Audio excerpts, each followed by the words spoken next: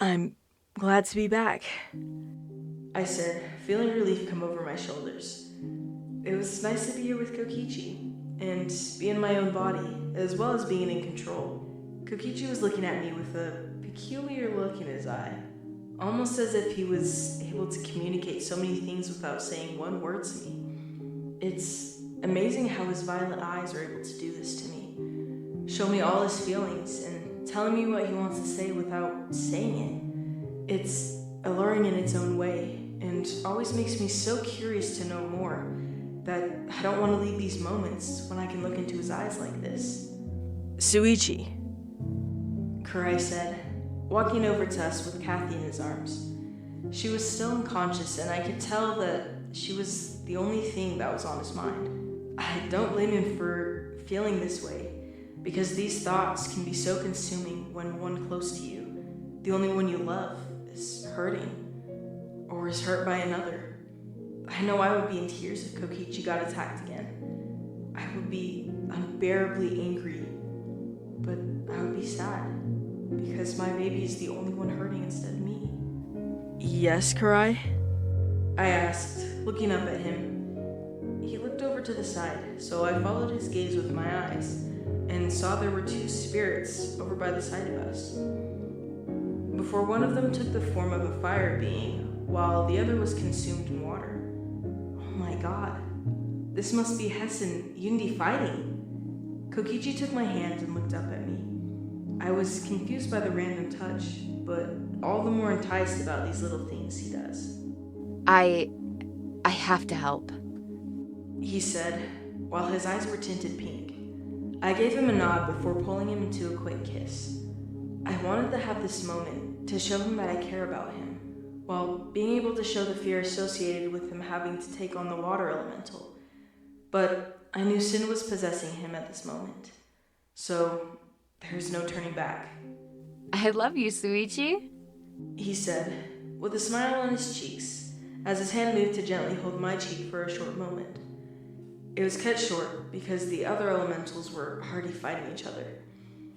I love you too, my cookie.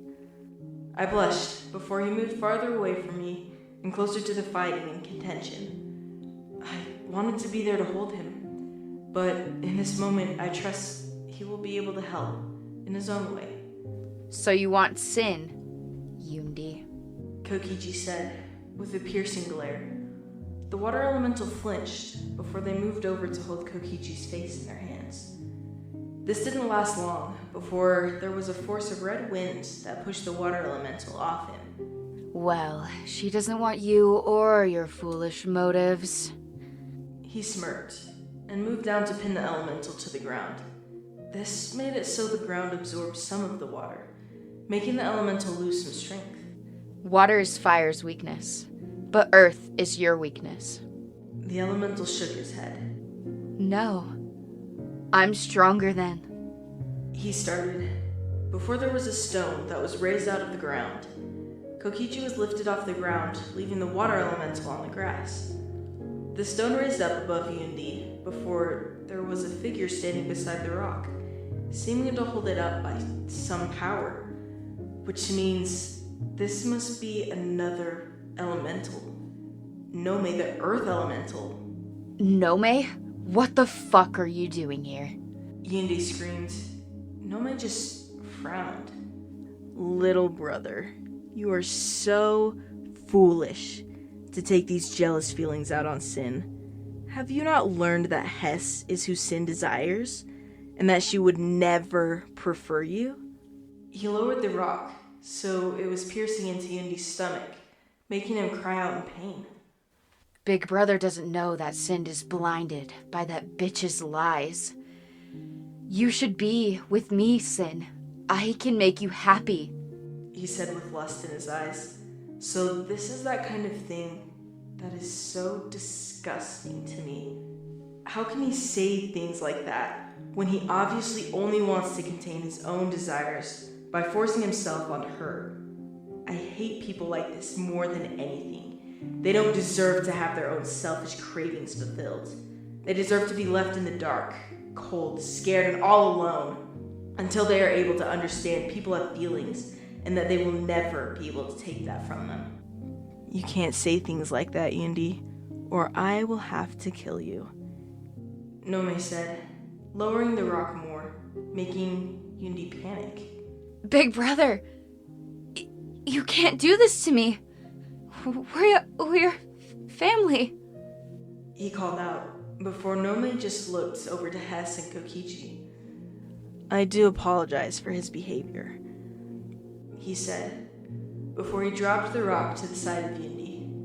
This made him gasp in relief, before he slowly moved his feet, walking over to the others with rage in his eyes. He started running over to the two of them, before Nome lifted up a wall of rocks from the ground, making Undi crash into them with a loud thud. Thank you for this, Nome, Hess said, before she slowly let her fire diminish.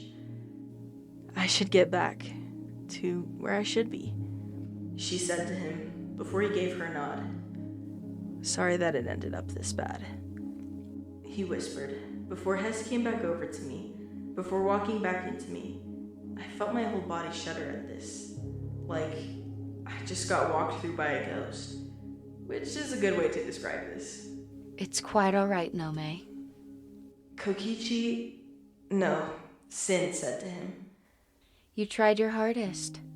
Undi is just a difficult character, she said with a small laugh, before Nome smiled and moved over to hug her. I miss seeing you, Sin, he said, rubbing her back as she did the same. Me as well. I miss seeing you, my good friend. But thank you for coming to us in a time of need, she said, before he nodded.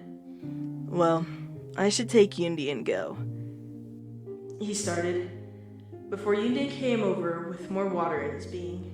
It made him taller and larger than before. More dangerous for us. Big brother thought this would be easy, he called out, making me flinch. Kokichi may be in more danger than I first thought.